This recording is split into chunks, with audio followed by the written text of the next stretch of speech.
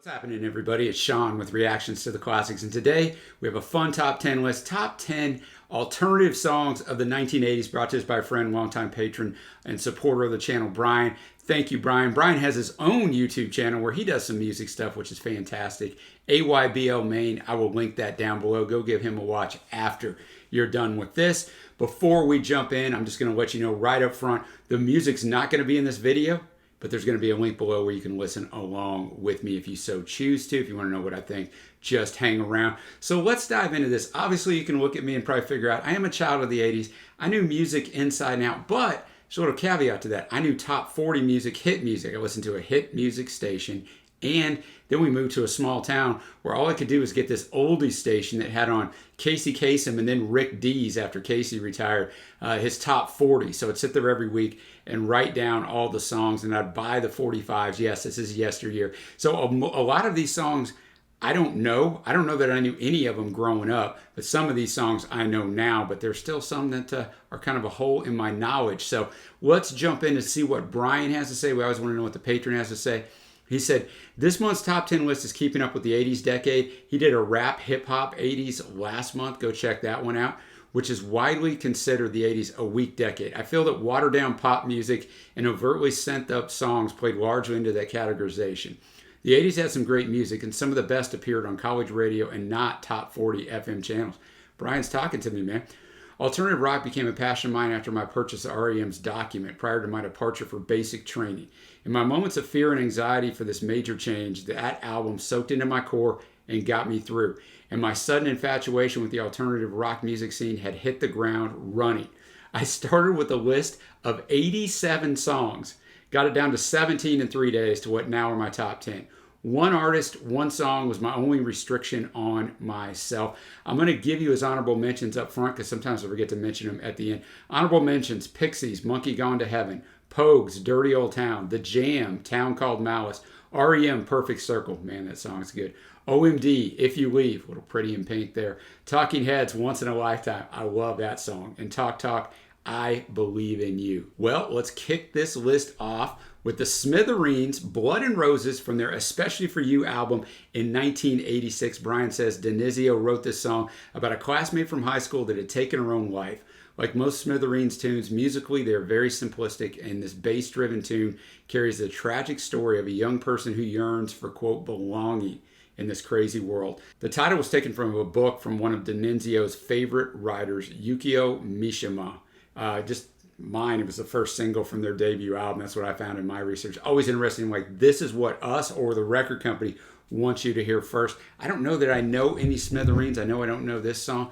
Well, thanks again, Brian, and let's get after it. There you have it, Blood and Roses by the Smithereens. Yes, I'd never heard that song, and I'm pretty sure I've not ever heard any Smithereens. And I already talked about what it was about at the beginning of the song. You can see it. It seems like in the lyrics, it was long ago. Seems like yesterday. Saw you standing in the rain. Then I heard you say, I want to love, but it comes out wrong. I want to live, but I don't belong. I close my eyes and I see blood and roses. And he just kind of builds on that motif. The bass line throughout was fantastic. A nice little guitar solo in there. And, it finishes 4 times with Blood and Roses. Now we'll move on to number 9, Jesus and Mary Chain, Just Like Honey, off their Psycho Candy debut album in 1985. Brian says this album is considered the godfather of shoegaze. This Scottish band used a unique combination of blueprints of pop songs and added an ample amount of guitar feedback. Song appears to be about drugs, specifically cocaine, as several references are made about the drug on the album. I specifically like the ripoff of the Ronettes drum line at the beginning for Be My Baby. I found it was their 3rd single, 45 in the UK, number 2 on NME Tracks of the Year in 1985. I've heard some Jesus and Mary Chain, got a battle up with them, and they were up in a song reaction, I think, but don't know a lot by them, and I don't think I know this song. Just Like Honey, the Jesus and Mary Chain. Not a ton of lyrics. He's very slow in unrolling the lyrics. This is an atmosphere song, man. I love the atmosphere. I love the sound on it. And what a way to start out a song, right, with taking the drum beat from Be My Baby. And it says they do the same thing on the song Sowing Seeds later on the album, because I think it makes you like the song right away, right, because there's familiarity to it, even though you've never heard this song. A nice little technique to do. Brian says he thinks this song might be about drugs, several references to cocaine on the album. I think this might actually be about sex. No way to PG that up. But I don't know. But, he's basically telling her walking back to her is the hardest thing he can do. But he'll be her plastic toy for her. He'll be there even if she really doesn't want him or doesn't think a lot of him. But man, I like that one a lot. I can see the Godfather shoegaze stuff in there. I like the vocal treatment on his voice. And I think there is at least. And just really enjoyed that one. And now we move on to number 8. We have Miracle Legion, The Backyard, off their album, The Backyard, in 1984. Brian, on his top 10 list, always puts a wild card at number 8 that you don't expect to be in there. So he says, for my wild card, truly a band taking its cues from the boys of Athens, R.E.M. Concise and considerate, this wonderful jangle pop track about an adult clinging hard to child memories, most particularly the voice of his mother, is a fine example of good college radio music. Supported by an MTV music video, The Backyard has some moderate success here in the States. The Backyard, Miracle Legion, and Brian said it best, jangle pop. This is jangle pop personified. It's so good. The lyrics are sparse, right? They let the instrumentation breathe. The drumming is really heavy throughout. It is definitely R.E.M. If that got a little more stipe sound, you could convince me it was R.E.M. And just like Brian said, it's about clinging to the memories of childhood and especially about your mother. The world was so big and I was so small and your voice was always the loudest of all. I wish I didn't have to try so hard, but little boys got to remember the world was so big and I was so small.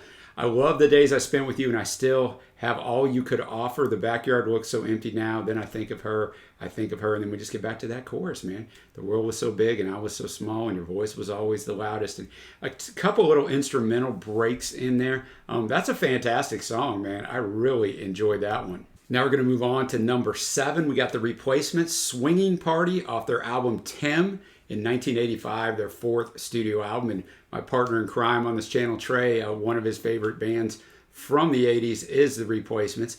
Brian said, rolled around the song choice from The Replacements quite a bit, but settled in on a nice, accessible track from their album Tim, their first LP to break into the Billboard Top 200. Using new wave elements as well as some hints of jazz, Swinging Party touches on youthful insecurities and the embrace of finality of our lives, lived out in a series of small parties. It's teen angst, melodically narrated by Paul Westerberg, the writer of the song. Westerberg said in an interview with the Los Angeles Times, one of the reasons we used to drink so much is that it was scary going up on stage.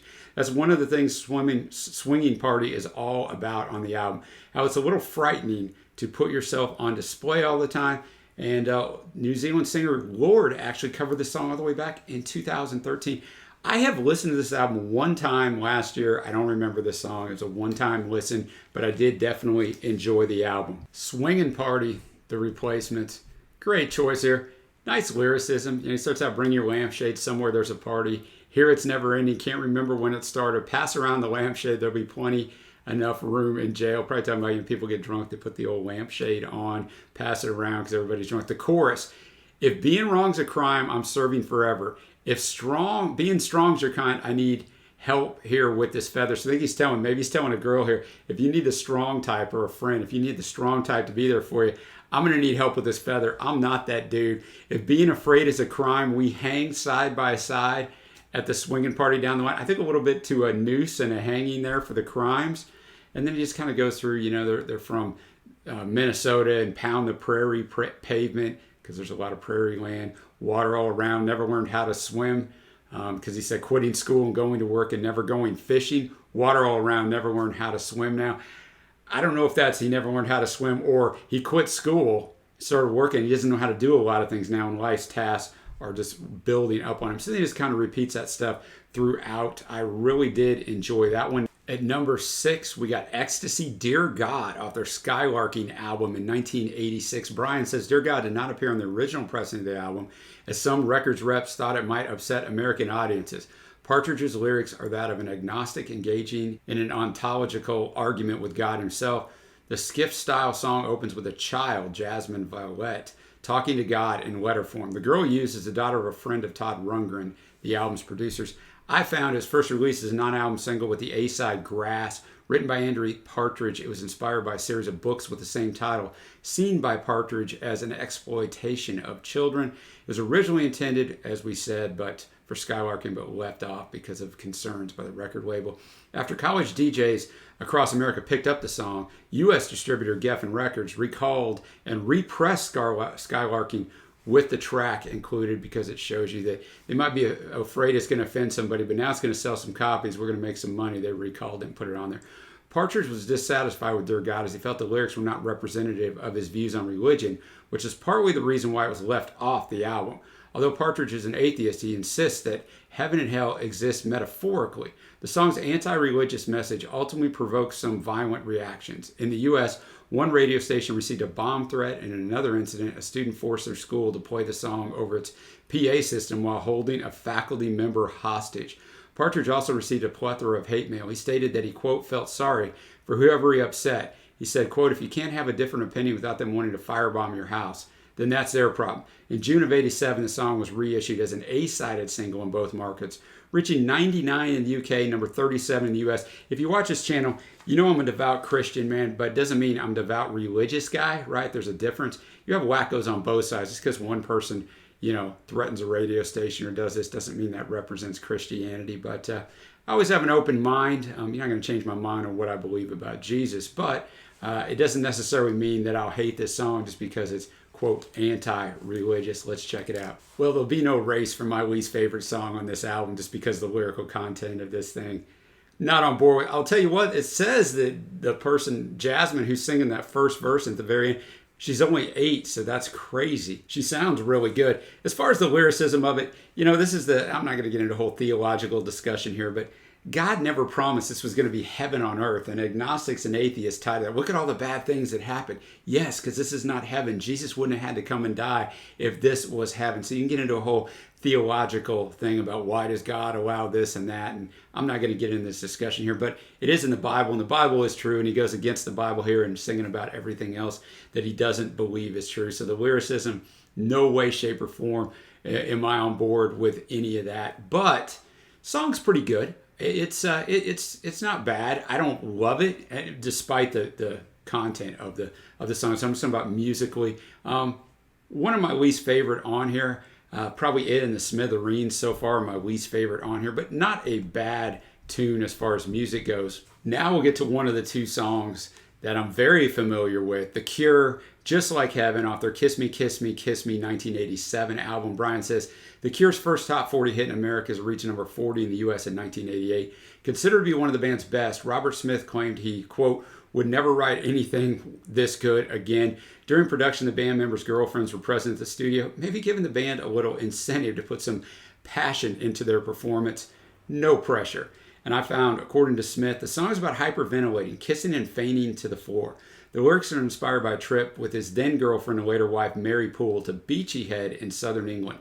Smith said the opening line of the song, show me, show me, show me how you do that trick, refers to his childhood memories of mastering magic tricks, but added, on another level, it's about a seduction trick from much later in my life. It was their 11th top 40 hit in the UK, so it shows you it took a long time for the States to get around to warming up to The Cure. I'm really glad they did. It was 483 on the Rolling Stones top 500 songs of all time. And this song is just one of those that I listen to. It just brings me back to my childhood. Not that my childhood was the greatest, but brings me back to my teen years and just a simpler time and place. Just a fantastic song. There you have it, Just Like Heaven. I will be shocked if this is my favorite song on here because I still listen to this song all the time. And it's what he talked about. But I have some other stuff over here that he talked about as well. He did say about the girls in the studio that they would sit in the back and hold up numbers after songs between 1 and 10 of how much they liked it.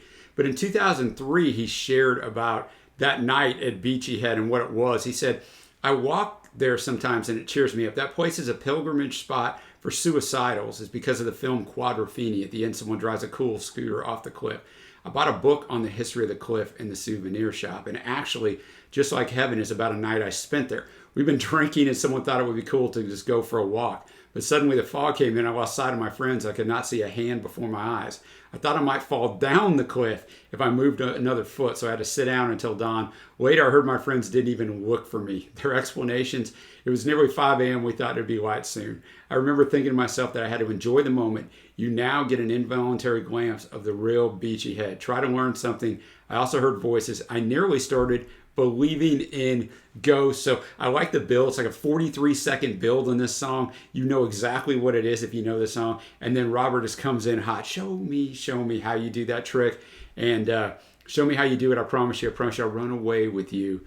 And then Spinning on That Dizzy Edge, Kissed Her Face and Kissed Her Head, dreamed of all the different ways I had to make her glow. Why Are You So Far Away? She said, why won't you ever know that I'm in love with you, that I'm in love with you. And then the refrain, and it's just such a, it's almost a perfect song for me. I love it, man. So that one was a great offering. I like how you went from Dear God to Just Like Heaven. Now we're up to number 4. We have the Stone Roses, Made of Stone, off their debut iconic album, The Stone Roses, in 1989. Brian said probably a top 12 to 15 debut album of all time for me. I would agree. We got a review of this up on the channel. We just recently discovered it maybe 4, 5, 6 months ago. I remember owning this cassette while in the military and dismissing the sound.